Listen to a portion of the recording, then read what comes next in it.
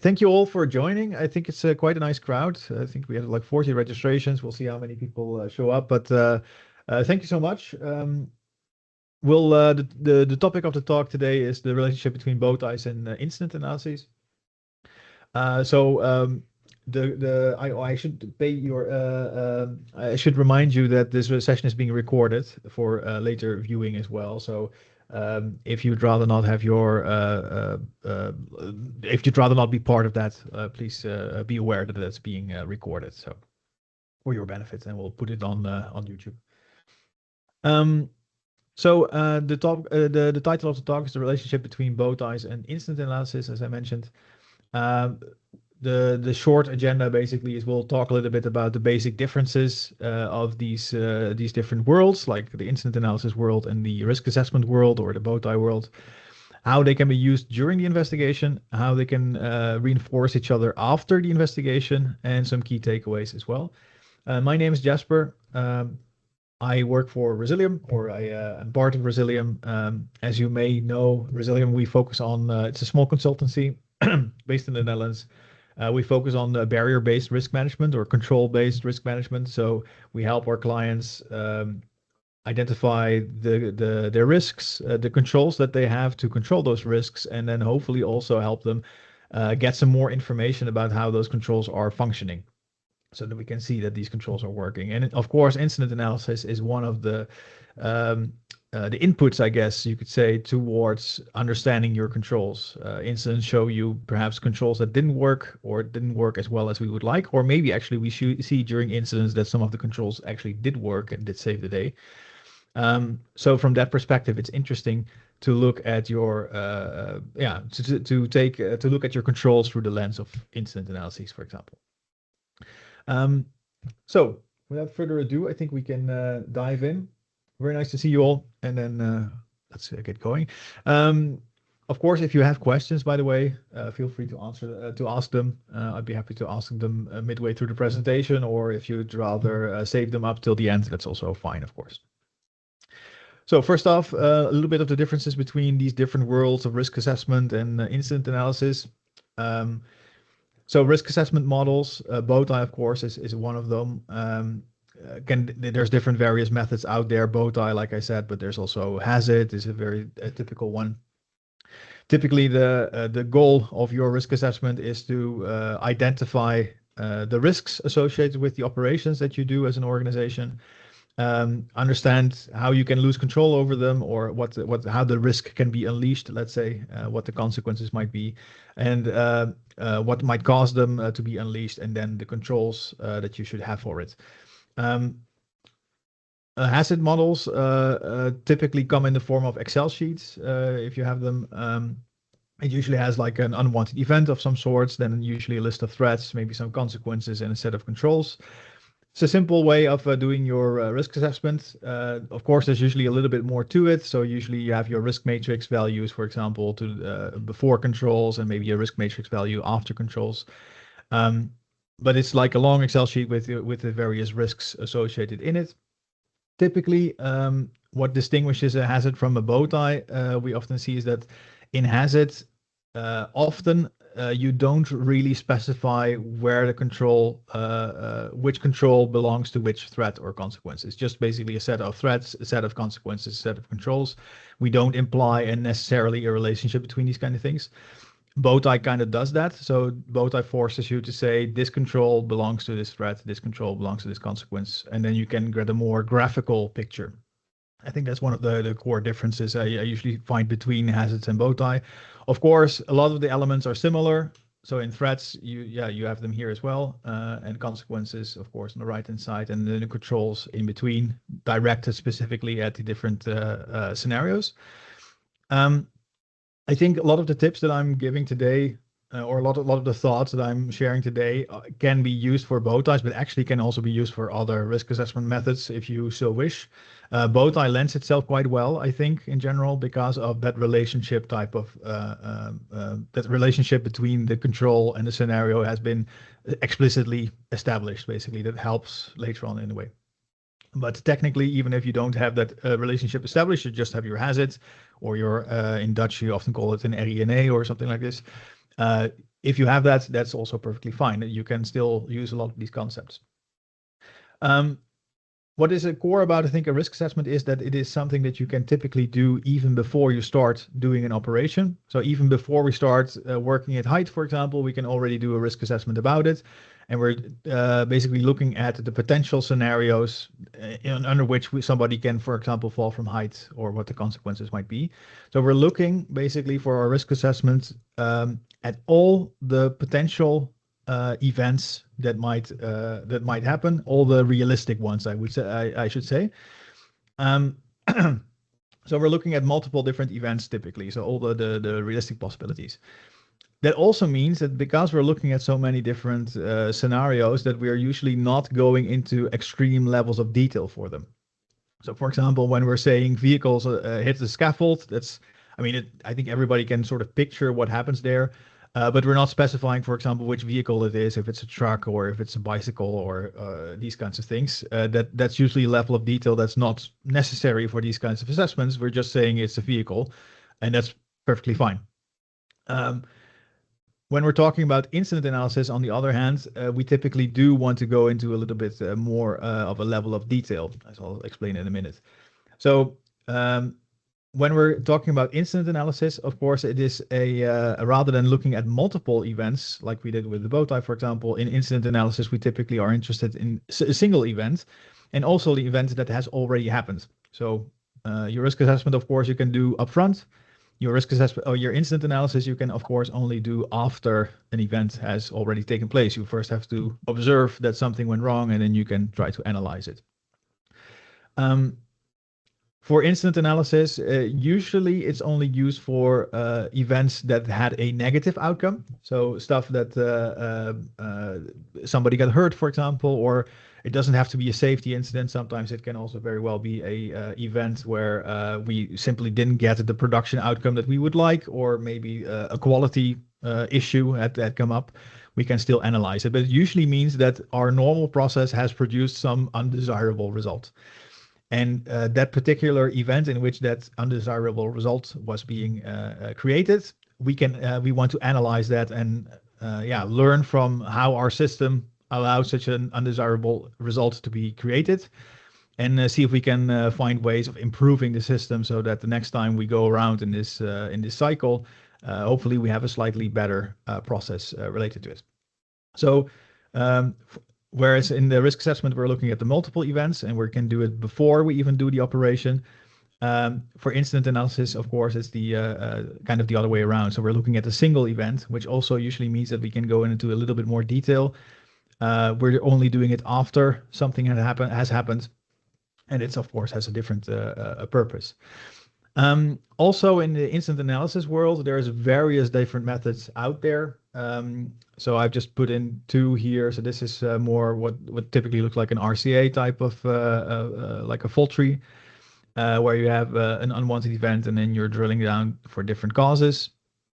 Similar to, I guess, a 5 why also is a common one that you often see, where you ask the question why 5 times, basically, to drill down to some deeper causes of an unwanted event. There's also barrier-based methods out there. This is an example of what a BFA diagram could look like, but other methods like tripod could spring to mind. For example, tripod beta is also a barrier-based method. BSCAT is another one out there. I think for the rest of the tips that I'm going to give in the presentation, or the ideas that I'm sharing, using a barrier-based method is nice, because if you want to have your bowtie, which is a barrier-based risk assessment method, which identifies the controls, and if you have you use that same construct of the barrier or the control basically in your incident analysis method, the both worlds basically share the same language of the barrier, which makes it nice to be able to overlap these two. But it's not, I think, strictly necessary. Even if you use a non-barrier based method, you can still use some of these principles. So don't get put off too much. Another important difference, of course, is that level of detail. I think that's important. So like I said, within the working at height situation, we are content with just describing the vehicle hits the scaffold.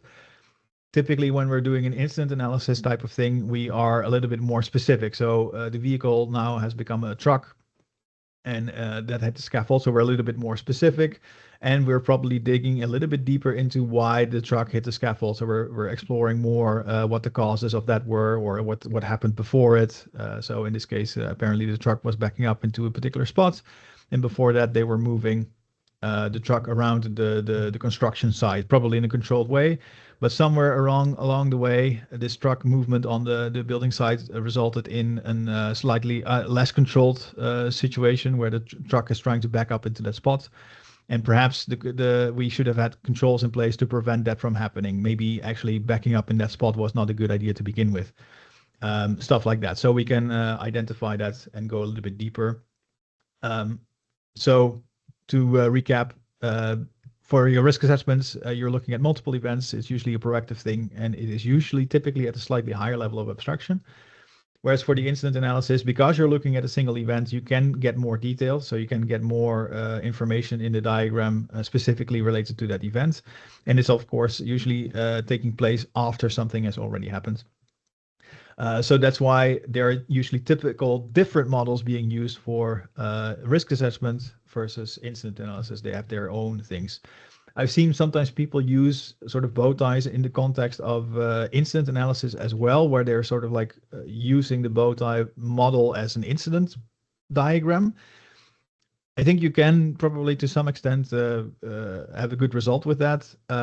But if you want to go a little bit deeper, I think you'll hit some snags, and then using a dedicated incident analysis model is more beneficial in those cases because you can get more detail in there. So they are usually seen as different worlds, I guess you would say. I think also in most organizations, it's typically other people doing these kinds of things. So the people doing the risk assessment are not necessarily always the people doing the incident analysis, or vice versa. And it's also, of course, happening at a different part of a project typically. That's why it's often seen as a bit of a different world. But obviously, there's a very clear overlaps, and there's very great advantages that you can get, I think, by linking these two worlds together. And I'll be looking at it from the perspective of the incident investigation in this case. So I've broken up a couple of ideas. The first one's focusing more on how the risk assessment can be of use during an investigation. And in the second half, we'll be looking at how the risk assessment can be used after the investigation has been completed in order to capture, for example, lessons learned and these kinds of things. So very briefly, during the investigation, it can help us show which controls should have been in place. So what we should have done basically to prevent this situation from happening. I'll show that it helps to focus us on finding causes for the failure of these controls. So rather than just describing moment by moment what happened during the incident, we're actually focusing a little bit more into why these controls failed rather than just describing the event. And we'll also be looking at how it can help to focus on what's already there rather than adding more controls, which we'll see in a minute why that's beneficial. And then afterwards, we'll be looking at some statistical trending, some recording of organizational learnings, and capturing attempted improvement actions. And I'll explain a little bit more what it is later on. During the presentation, I'll take a little fictional incident that looks like this. So in this case, here we see the truck was going to deliver some building materials for the site. Backed up, unfortunately, onto the scaffold. Somebody was working there at the moment, and they fell off as a result of it. So that's roughly the scenario that we have to keep in the back of our minds as we're going through the presentation. But it's fictional. It's actually an AI-generated image, so it looks quite well, I think. Maybe the scaffold looks a bit off, but I think it generally fits the bill for the demonstration purpose. We're not going to go into high levels of detail in this incident anyway. So first of all, during the investigation, we have the risk assessment can really help us to identify some of our relevant controls. Well, if we take the situation in mind with this truck backing up into the scaffold, we might already have a working at height type bow tie related on our construction site. It might have been part of our risk assessment portfolio, for example, for the site. And actually, it so happens to be that the vehicle hitting the scaffold had been already identified as a possibility, and somebody falling on a hard surface was also one of the possibilities. So In this case, we're lucky and the scenario has already been identified prior. Now, in my experience, I often see in the majority of the incidents that happen, and I'm not talking about the huge organizational incidents, but usually like the majority of the incidents that typically an organization faces, is often stuff that has already either happened before or it's stuff that has been foreseen. It's a known risk within the organization. We just happened to not have the right controls in place at the time to prevent it from happening. So it's not uncommon, I think, to find scenarios that had actually already been identified in your risk assessment to actually see them materialize during an incident. Of course, it can still happen that a completely new scenario happens that no one has ever thought of before. Then, of course, you can later on complete your risk assessment by adding scenarios like this to the situation. But I think usually at a certain level of abstraction, you probably are already capturing a lot of these things to begin with. So it's not uncommon. We're now looking at it from the falling from height perspective. But of course, we have this truck backing up. So like the vehicle movement, for example, on a building site could also be an interesting bow tie to look into. So if you would have your risk assessment dossier also contains like this vehicle movement type of diagram, I would definitely encourage you to also take a look at that, of course, and see what you can learn from that perspective. But for now, this roughly covers it, I think. So this is the scenario that we take. And if we know that this is the path that the incident took in our bow tie or in our risk assessment, then obviously we should be interested in what happened with these controls that it comes across. So 2 controls on the left-hand side and 2 controls on the right-hand side. These were the things that our organization said we should have had in place to circumvent situations like this. A logical question should be is like, okay, why did these controls not work? Why did we still see the situation? Were these controls not in place, or were they failing, or were they perhaps not completely well designed for the situation? So it's an interesting question to ask. So straight away, we're not only just trying to describe the truck hitting the scaffold and what happened minute by minute during that event. I think that information is important as well. But here we're immediately drawn more into what was our organization supposed to do to prevent this from happening and why did we not do this. So it focuses more on the role of the organization rather than simply describing the flow of events, let's say. Well, this might be a bit of a very happy situation where indeed we have the risk assessment exactly captured what happened beforehand. That's of course rarely the case. Sometimes you don't know exactly what the triggering event could be, or you don't know exactly which of the controls should have been in place. But even then, I think it can still be interesting to just pick out a couple of controls that you know were supposed to be there. So even though you don't know exactly if the incident happened due to strong winds or due openings in the floor, you can still say maybe something about the railing that was not functioning correctly. So even if you don't know the exact scenario on which to look for, you can still use your risk assessment to identify controls that should have been there and work with that. And again, of course, I mean, if you don't have a bow tie on the topic, but you do have your risk register or your hazard sheet, you can still do the same thing. It still tells you which of the controls should have been in place, so you can focus on that. I typically find that if you consider risk observation, so maybe somebody spotting an issue with your guardrail or something like this, that's an observation of an event. In a way, that's also an event that has happened. All the way to accidents, so actual people getting hurt and an actual full accident scenario playing out. You can see that as being part of sort of the same spectrum of just events happening. Usually, if you're looking at the accidents, like heavier incidents where actually people got hurt or like the process really got disturbed, you typically get a little bit more resources to investigate events like that, and then you can, quite often, I think, identify the actual causes, the controls involved, and stuff like that. If you're going to near misses, for example, like nothing actually happened, but still some kind of event transpired, you usually have slightly less resources for this. So it can sometimes be more difficult to identify exactly what happened. We have less time to do it in. Then we can still use the bow tie to our advantage and grab elements from it, even if you don't know the exact situation that it came from. So don't get too hung up on the scenarios. In some cases, it doesn't always have to line up perfectly in order for you to use these things. You can also just use little pockets from it. Then I think by focusing on why the controls failed, we are automatically triggered to dig a little bit more into how our organization was supposed to function.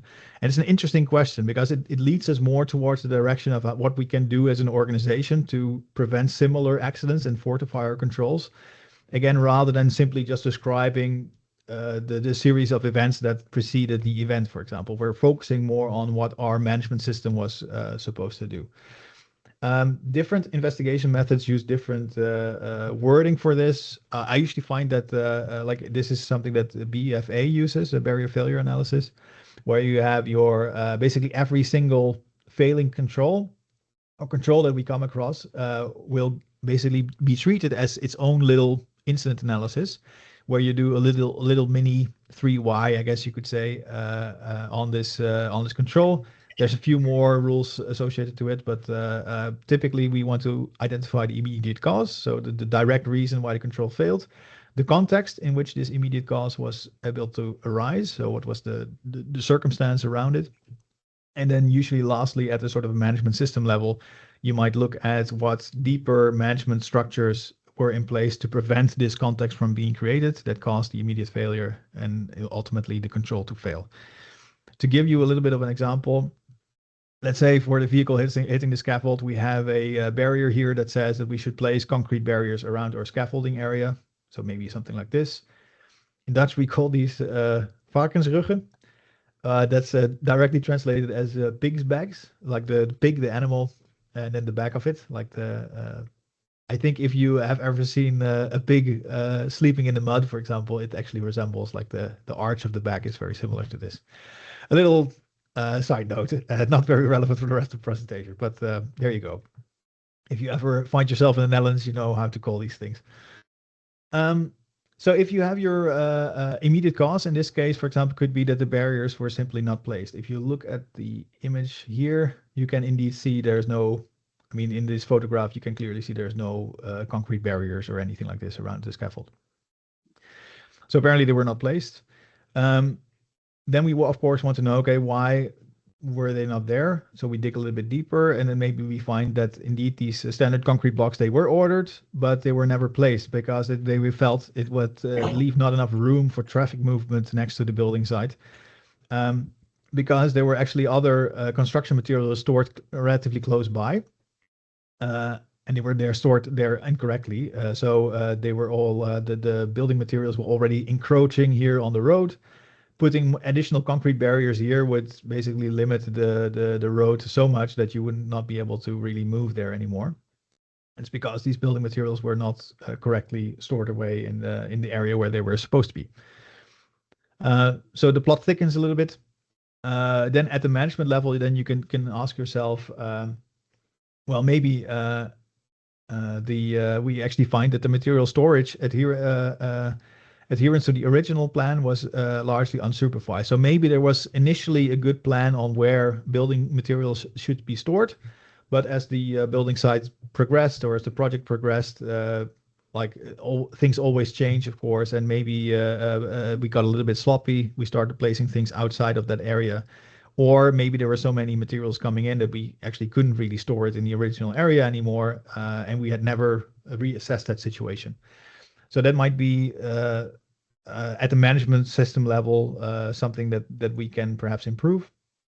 Or but at the same time, another finding might be that when we were planning these, when the planned safety controls were impossible to implement, there wasn't really a system in place to consider alternatives. So when they wanted to place these concrete blocks and found that it was impossible to do given the space, apparently no consideration was given to find an alternative to this. So they basically just said, okay, well, we can't place them, so we can forget about it. But perhaps we should have considered other alternatives as well. So we're digging a little bit deeper into the failure of this control in that sense. And the reason why we are looking at this control is basically because we took it from our original risk assessment. I think another benefit, and that might not be always be obvious, I think, when doing it, but if you're looking at your initial risk assessment, I see Chris, you have a comment?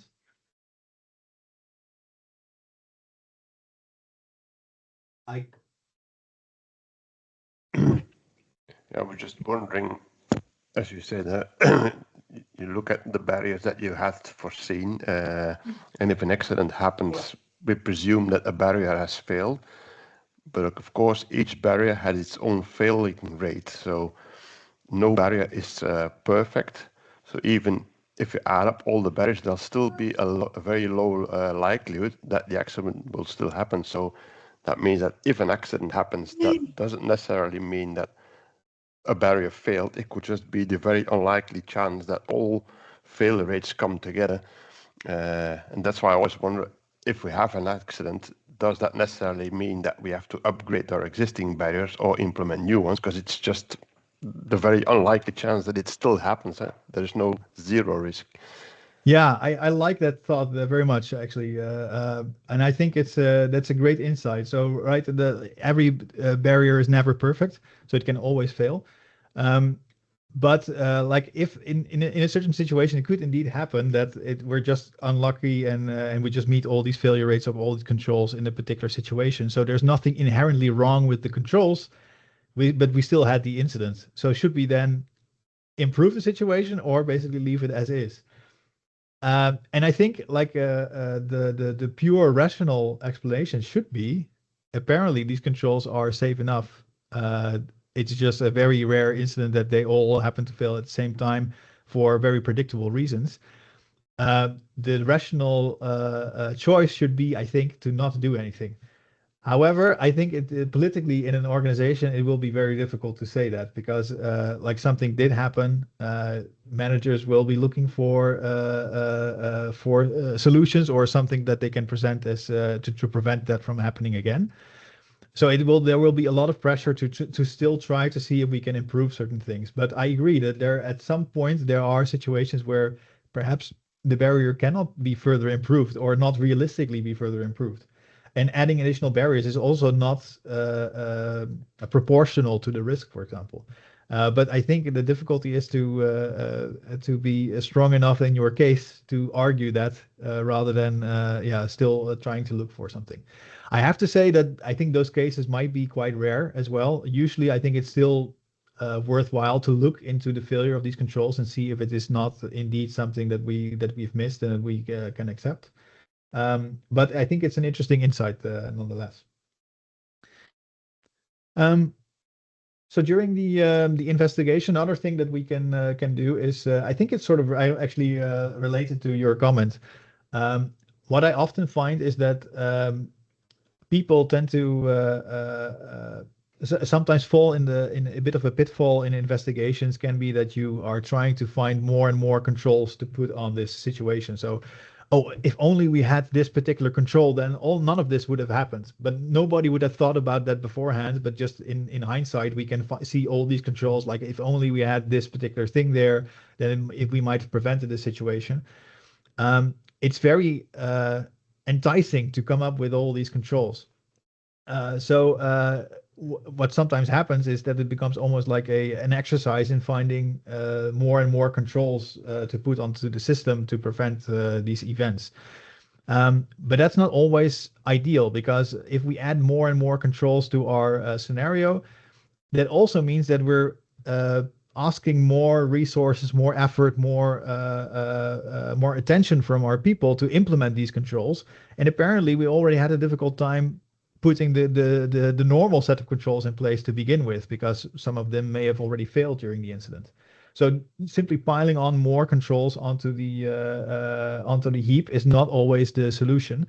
So I think trying to focus on what you already have and improving that is probably a more fruitful way rather than trying to find more and more controls.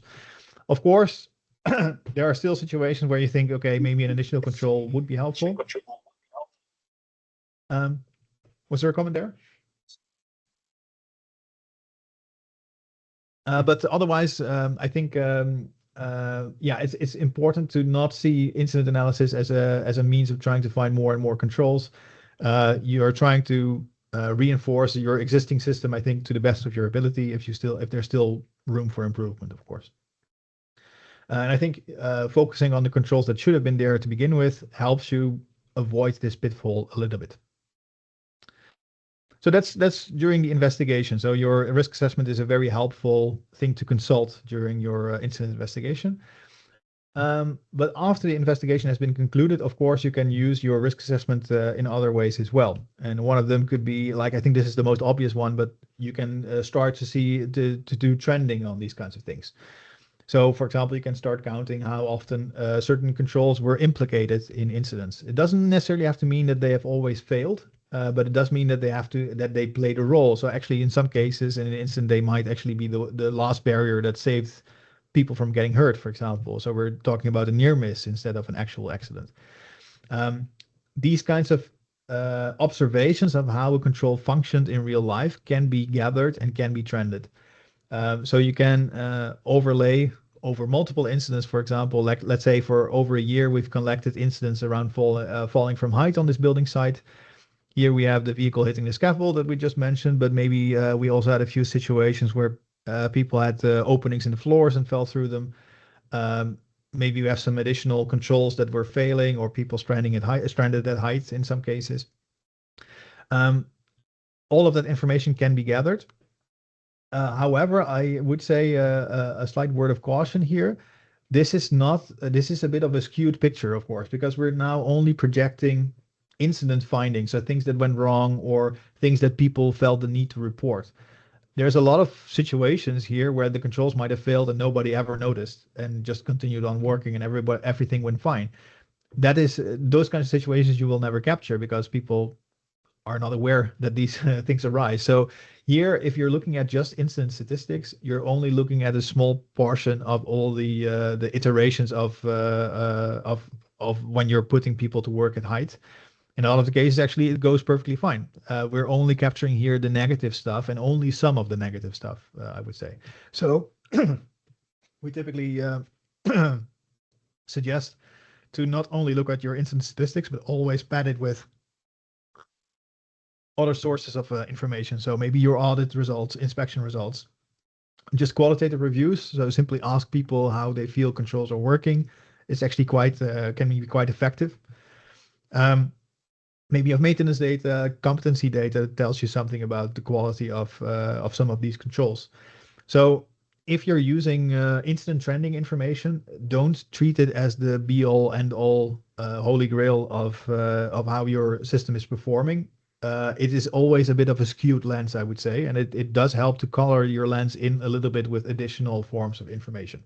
So don't rely only on the trend information, but it still can provide very interesting insights, especially if you're capturing on your risk assessment as well the reasons why the controls have failed in the past or why they have worked in the past, for example. So you can imagine that you can, let's say, click on this control, and then you can see, okay, it has been implicated in 6 situations, and this is how it has behaved in these 6 situations. So it provides some more qualitative context in there as well, which can be helpful.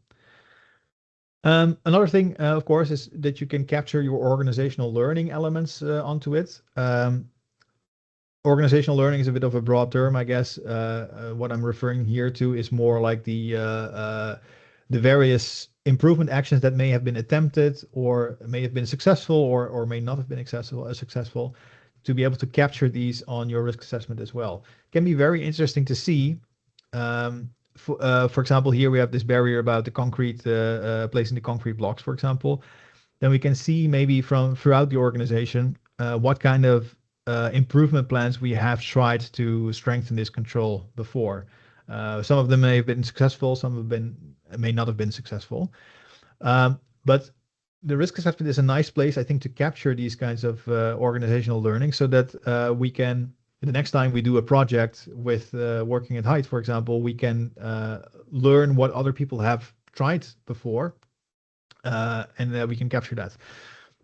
I think this works best if you have a sort of a central repository of these risk assessment, or at least a central definition set of for these different elements. So for example, if we take this barrier of the placed concrete barriers around the scaffold, some ideas behind critical control management, for example, would say that it's a good idea to have this control clearly defined. For example, in your organization, have a central location where you define this control. So that basically means that if in our organization we're talking about placing concrete barriers around the scaffold, then this is what we mean by it. So that means basically that we have some kind of a design plan, that we have a plan on placing the blocks, and then eventually also removing the blocks after the work has been completed. And we can set particular performance standards, for example, for it. We can even explore further down, like what kind of activities then have to go into this. So in order to come up with a good design plan, we probably have to include it somehow into our logistical site plan. So we know what the margins are for the scaffolds and stuff like that. And then perhaps even we have to inspect from time to time if people are adhering to that plan or not. Maybe we have to select the block type, we have to procure it. We have to find somebody to extract it, or maybe even store it temporarily on site as we're going. So the simple barrier of placing a few concrete blocks around the scaffold then quickly becomes quite a few activities that we have to take care of. If you have a nice central definition of this, so this is basically in our organization how we view this control, then it gives us also a good place to store these lessons learned, for example. So an example of this could be is that we have various successful improvement actions that we have tried before. So this could be from a different project. They're just reporting on it on our central definitions database. And they're saying, well, rather than using the big concrete varkensrug, so the big concrete blocks, we found that we had insufficient space for these. So instead we use these sort of like smaller, thinner lane dividers that you can fill with water. You can sort of daisy chain together. And they felt it had a similar effect, for example. So that might be a successful improvisation, or like a successful action that worked for that particular site. And other sites might benefit from the same principle. So next time somebody uses this control, they might say, oh, well, maybe this is actually a good alternative for the situation that we have. But equally interesting, I think, would be to capture stuff that people have attempted, but were not very successful in. I think this is typically things that sort of go by the wayside when capturing lessons learned, is that we may celebrate the stuff that went well, or like the successful actions that we felt were helpful, but we're not always, I think, sharing brave attempts that were perhaps less successful. So in this case, for example, we felt that maybe we were worried that people were not really adhering to the logistical site plan, so they were putting maybe building materials on places where it shouldn't be. So we tried to do it with additional inspections. So the next project we did additional inspections, but actually we realized that people were not, it was not really like a sloppiness problem, that people that were not adhering to it because they didn't care. It was actually because the site, the area that was cordoned off for storage of the construction materials was actually no longer fit for purpose as the project evolved. So at the beginning it was fine, but later on in the stages of the project, maybe additional, I don't know, prefab balcony pieces had to be placed somewhere, and the original space was not really designed for that. So we could try more inspections, but actually it was completely a waste of time. We should have probably reviewed the original plan, for example, or basically maybe try periodic reviews of the logistical plan as the project progresses. Capturing these failed attempts is almost just as interesting, I think, as capturing the successful ones. But having such a central repository for your control definitions that the different projects borrow from can be quite a nice tool, I think, in your toolbox. In Resilium, we of course be working with Risk Runner, our software tool, to help you store your risk assessments and stuff like that. And that actually uses this idea of the central definition. We are not yet there where we can log incidents directly onto it, but that's something that will come in the future. But I think it's an interesting thought that a nice way of capturing these organizational learnings, which often I think fall by the wayside nowadays, or it will just be stored in the hands of people that were involved with this attempt, but they might share that knowledge through the next project that they're involved in, but it's not something that permeates throughout the rest of the organization. And this might be a way of capturing that, basically. So that brings us, for me, to the end almost. So just a quick few takeaways I think that I captured, that I talked about today. So consulting the risk assessment helps you during your investigation, and then in the form that it will tell you what kind of controls should have been in place. It helps you focus on why those controls weren't there. So you can try to find maybe issues with the controls and improve it. So it helps you focus a little bit more on that management system part.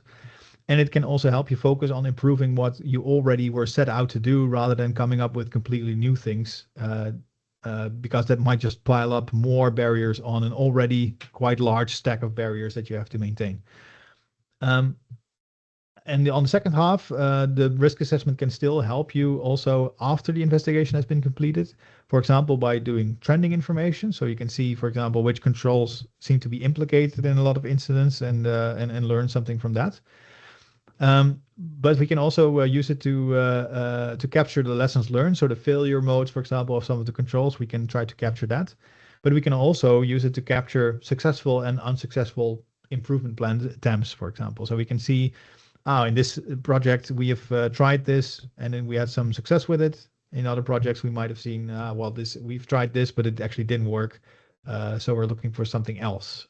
So that's nice. And I think that works best if you have your central, the risk assessment elements centrally defined, so you can share that among the organization.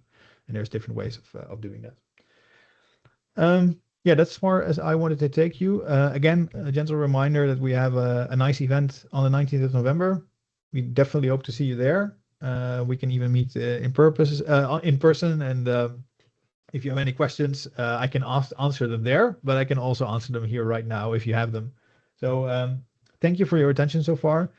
If there are any questions, I'd be happy to answer them.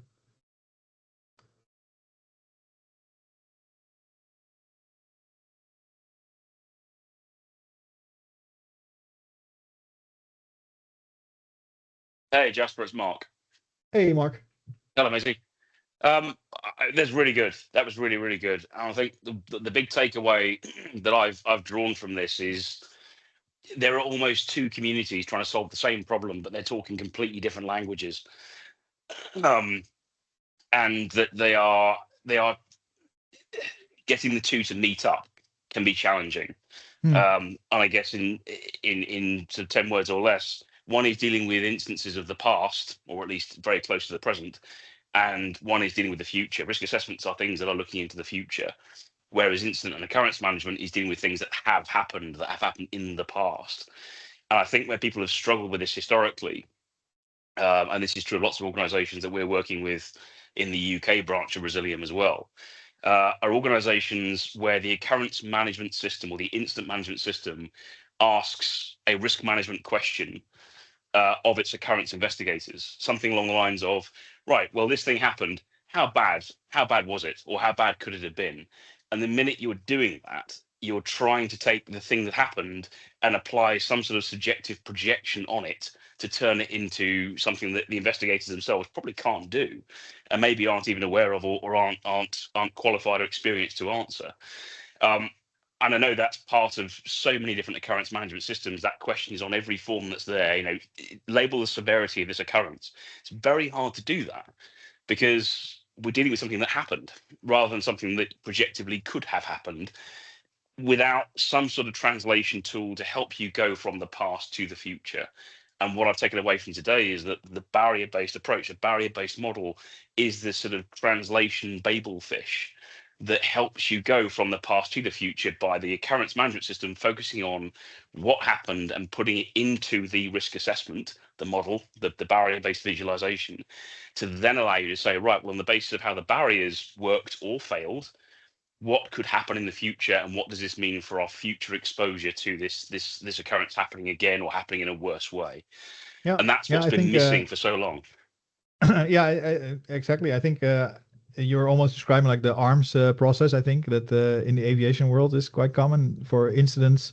When an incident happened, to classify it based on how many controls were still left in place to prevent the ultimate disaster in a way, and get a gauge of how important a near miss, for example, was based on that. So how many barriers were there still left in your arsenal before the ultimate happened. I think it's an interesting way of looking at it, definitely. And it's also indeed combining in a way, like answering the question how many barriers were still left can only be done if you have already done a risk assessment prior to it, right? So you already know And you what have a barrier model. your set is. Yeah. Yeah, exactly that. Yeah, exactly that. I mean, I appreciate. I know I come from an aviation background, so I probably do think in those ways. But I think that's a common cause in lots of occurrence management systems is they're struggling to answer that question of translating what happened in the past into the future. And if you skip the step of going through the barriers, then you're in a world of guesswork and probably quite reactive, layering on additional controls and making assumptions and making guesswork. Your solution to the issue, so you don't have the second occurrence happening again in the future, is never going to be fully complete without that middle step in between. Very good. Any other questions or comments?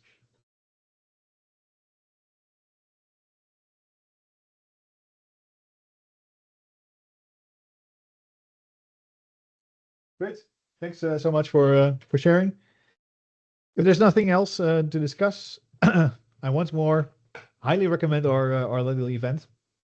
Some nice talks, also some practical workshops. So we have a few games that we can play in our event. So if you're interested in barrier-based risk management or any of the sort, do see if you're happen to be in the area, and then we'd love to see you there.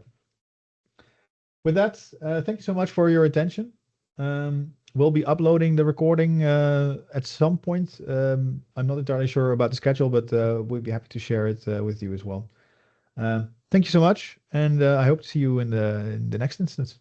Thanks all. Bye-bye. Thank you very much. Thank you. Thank you, Jasper. Thank you. Thank you.